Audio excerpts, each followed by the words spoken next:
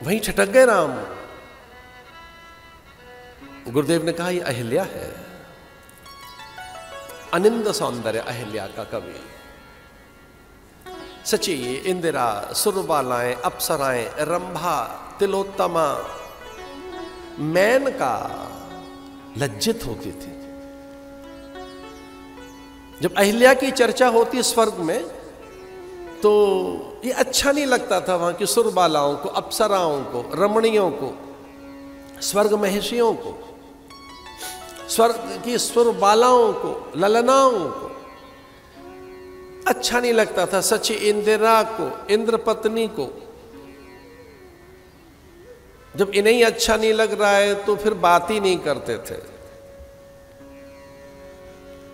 और उनके रूप सौंदर्य की चर्चा सुनकर इंद्र आ गए एक दिन। ये गौतम नारी, गौतम भार्या अपने पति के साथ यज्ञ कर रही थी, आहुति दे रही थी। भोर तो ये नहीं समझ पाए इंद्र की पूर्व की ओर से आने वाला सूर्य सच है या अहिल्या के मुखमंडल पे जो सूर्य है वो सच है।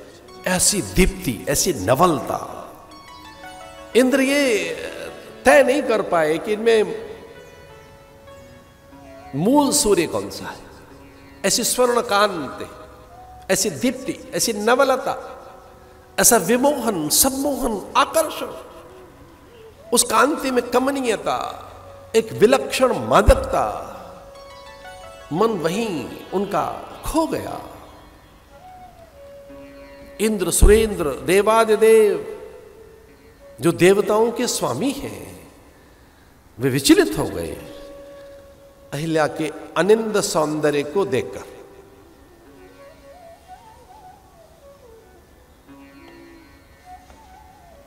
चंद्र से कहकर रात में योजना बनाई,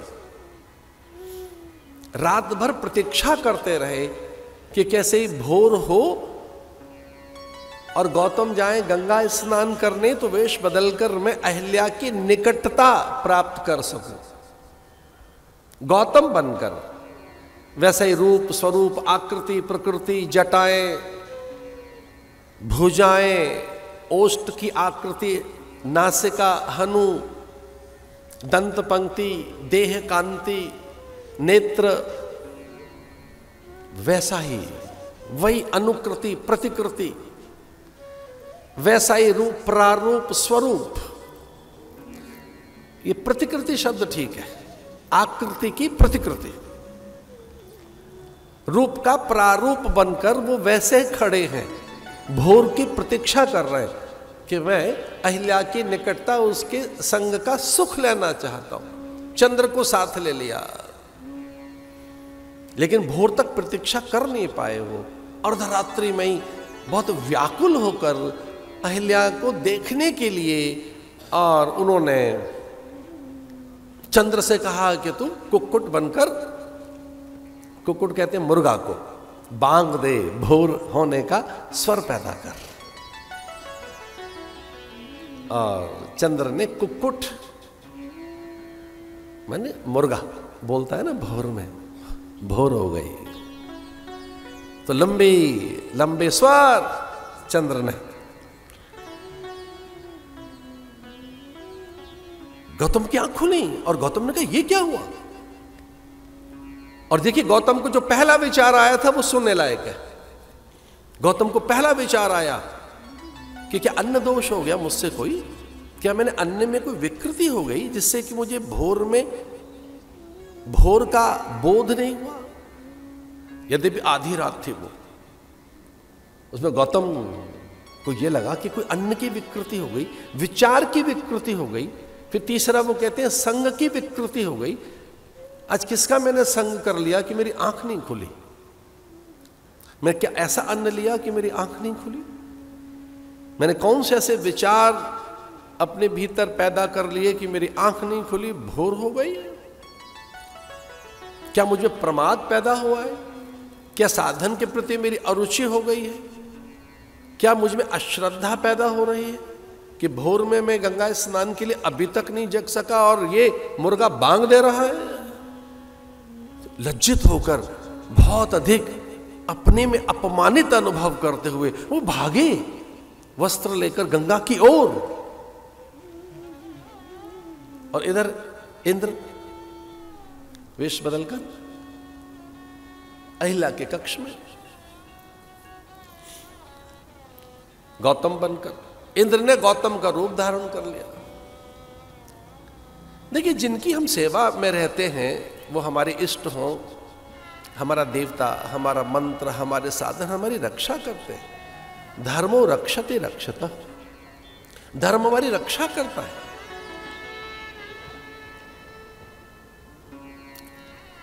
और गंगा ने रक्षा की विश्वामित्र की।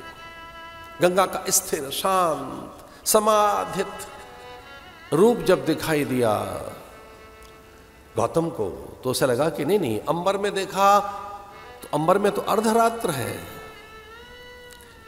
सप्तऋषि तो जस के तस हैं, अर्धरात्र।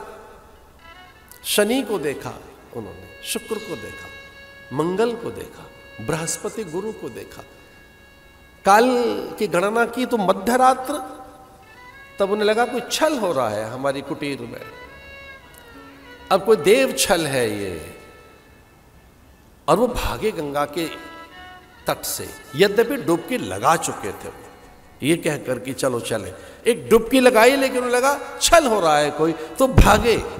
और जैसे अंदर गए कुटीर में तो अभी वो उन्हें स्पर्श करना ही चाहता था।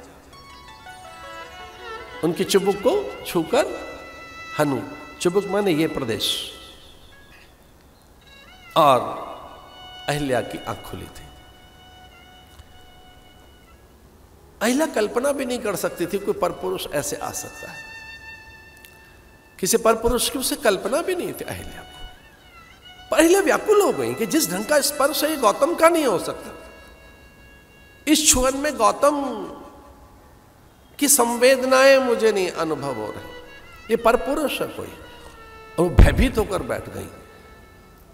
और जिस ढंग से गौतम बने हुए इंद्र के नेत्र में उन्होंने देखा और जलते नेत्र देखे, काम से थर-थर गात में कंपन देखा, एक वितृष्णा हो गई उन्हें कि ये मेरे स्वामी ऐसा ऐसा क्यों कर सकते हैं।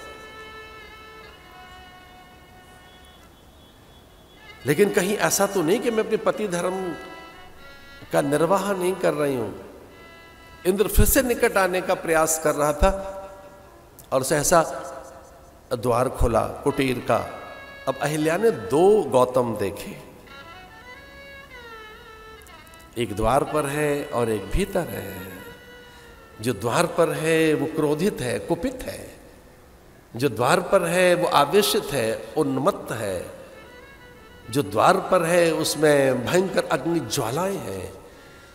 वह उनके पति के भीतर इतना गहरा आवेश कि वो थाम नहीं सके अपने आप को, और कहा तू कलंकित हो और तुझे कोढ़ हो जाए, तेरे अंग गलेंगे, एक एक अंग तेरा गलकर तू नष्ट होगा।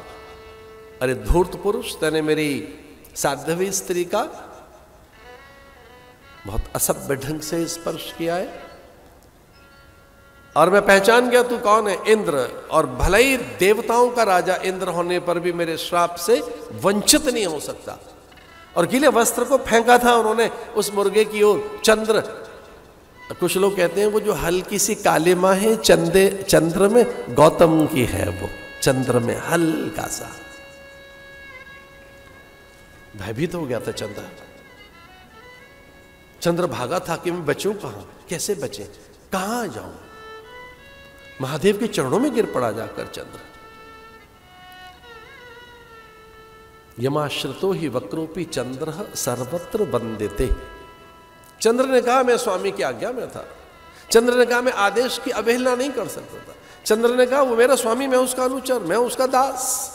चंद्र ने कहा वो हमारा राजा है और मैं उसकी सामान्य प्रजा, मुझे अभयदान दीजिए। और महादेव ने विचार ही नहीं किया, उसको न केवल अभयदान दिया, माथे पे बिठा लिया।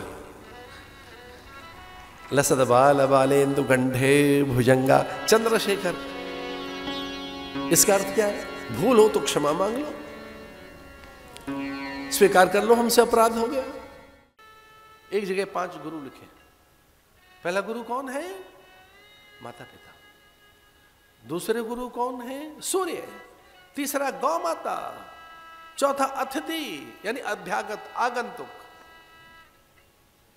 5वां अन्न, अनादर न हो उसका, उतना ही आदर होना चाहिए। एक जगह लिखा है अनादर न हो अन्न का। अन्नाद विष्णु अतिथि देवो भव। गौ माता में संपूर्ण देवताओं का वास है। सूर्य को प्रणाम होना चाहिए, माता पिता को, तब संत अनुकूल होंगे, तब संत प्रसन्न होंगे।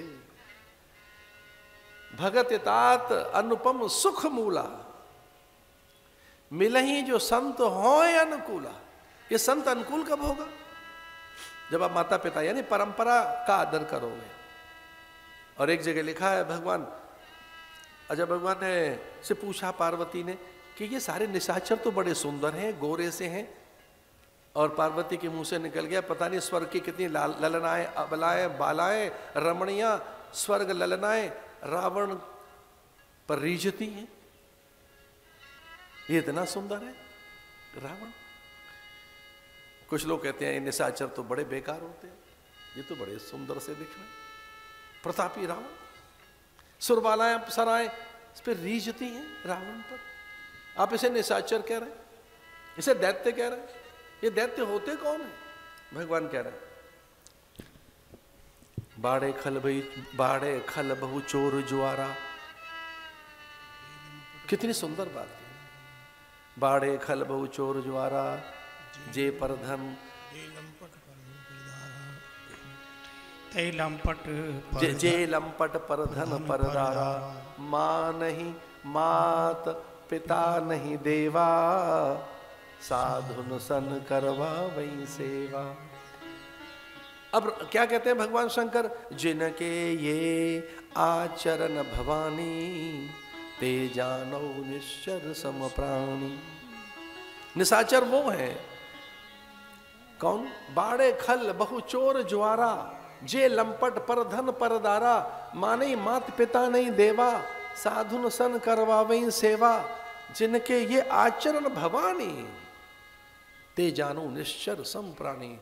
इसमें माता पिता को पकड़िए, उनका नादर न। जो हाड़ मांस के से लगते तो हैं, पर उनमें देवता रहते हैं, उनमें तीर्थ रहते हैं। हो सकता है कि कोई उनकी कर्कश वाणी हो, उनके निर्णय कठोर हो, उनका व्यवहार तीक्ष्ण हो सकता है कि अत्यंत अधिकार के वशीभूत पता नहीं किस तरह की आज्ञाओं का प्रतिपादन करने के लिए आपको बाध्य कर दें। पता नहीं कितनी कठिनाइयां रख देंगे माता पिता आपके सामने। अरे कितनी कठिनाइयां रख देंगे माता पिता, आपसे धर्म का पालन होगा ही नहीं। वो इतनी कठिनाइयां रख देंगे अपने मोह के वशीभूत, अपने अधिकार के कारण कठोर वज्र जैसे उनके नियम कठिन। लेकिन शास्त्र कहता है उनके अवज्ञा न, उनका अनादर नहीं होना चाहिए। और इनमें से एक का भी आदर नहीं किया रावण ने। अवज्ञा की अपने माता पिता की, शिक्षकों की, सचिवों की, मंत्रियों की, भाइयों की, पत्नी की। तो बड़ा संकोच में एक बात कहनी थी, तो पार्वती ने पूछा फिर निशाचर है कौन? उन्होंने कहा जो अच्छी बातें किसी की नहीं मानता वही निशाचर है। निशाचर कौन हुआ? फिर राक्षस है कौन? राक्षस कौन? किसी की अच्छी बात नहीं माननी। हमने तो पता नहीं कहा ये बात सुनी और सुनकर कुछ अच्छा सा नहीं लगा। 2-4 बात सुनी हमने कि सुनो सबकी करो मन की। ये कौन सी बात हुई? आपका मन इतना अच्छा थोड़ी हो सकता है कि आपको सारी बातें आती कहाँ? ये बात हमने सुनी कहीं कि सुनो तो सबकी करो मन की। भैया मन की मत करना, आदेश के अधीन रहना, आड़ायमम धम्मम अनुशासित होकर रहना, शास्त्र वचन के अनुकूल रहना।